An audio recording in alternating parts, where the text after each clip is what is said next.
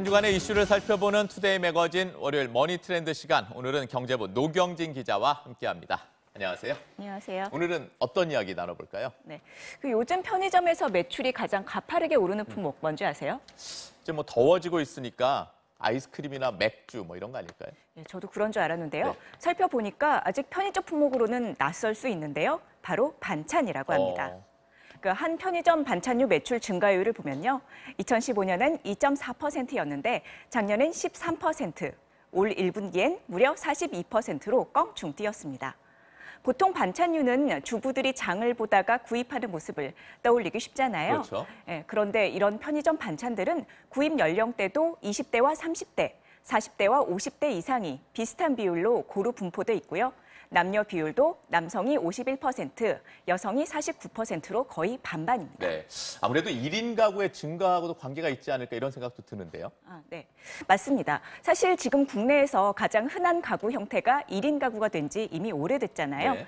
1인 가구는 아무래도 대형 마트나 전통시장 대신 편의점을 찾는 경우가 많으니까 편의점도 이들을 겨냥해 다양한 반찬을 출시하기 시작한 거고요.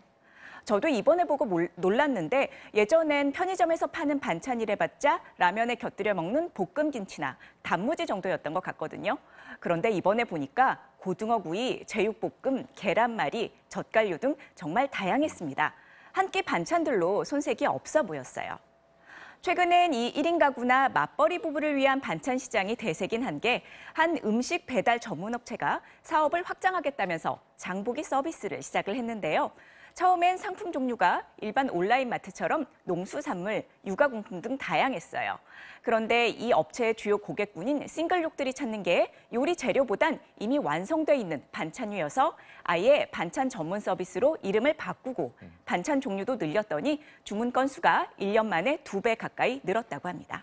전 가끔 혼자 있을 땐 주로 라면 같은 걸로 그냥 간단하게 해결하는 편인데 1인 가구 인분들은 몇 개 그렇게 해결할 수는 없는 거잖아요. 네, 그렇죠.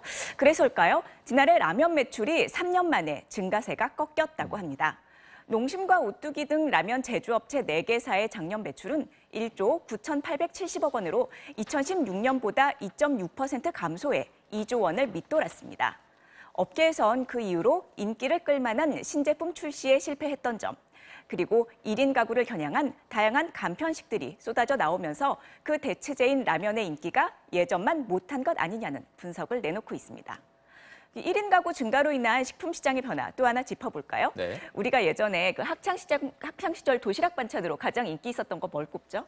저 때는 소시지, 불고기 반찬 이런 거 가져오면 친구들이 그냥 서로 뺏어 먹으려고 난리였거든요.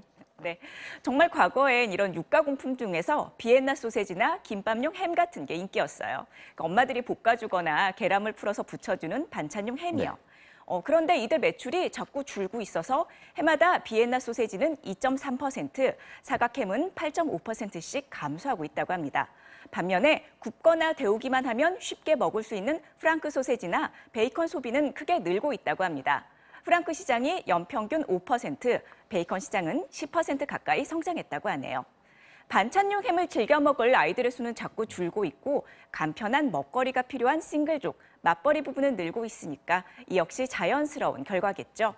5월은 가정의 달이라고 불리고 어린이날부터 내일 어버이날까지 가족 간의 식사 자리가 곳곳에서 많을 텐데요. 오늘도 부득이하게 혼자 식사를 하게 되신 분들, 그래도 따뜻한 밥에 맛깔난 반찬 잘 챙겨 드셨으면 좋겠습니다. 네, 오늘도 잘 들었습니다. 머니 트렌드 노경진 기자와 함께했습니다.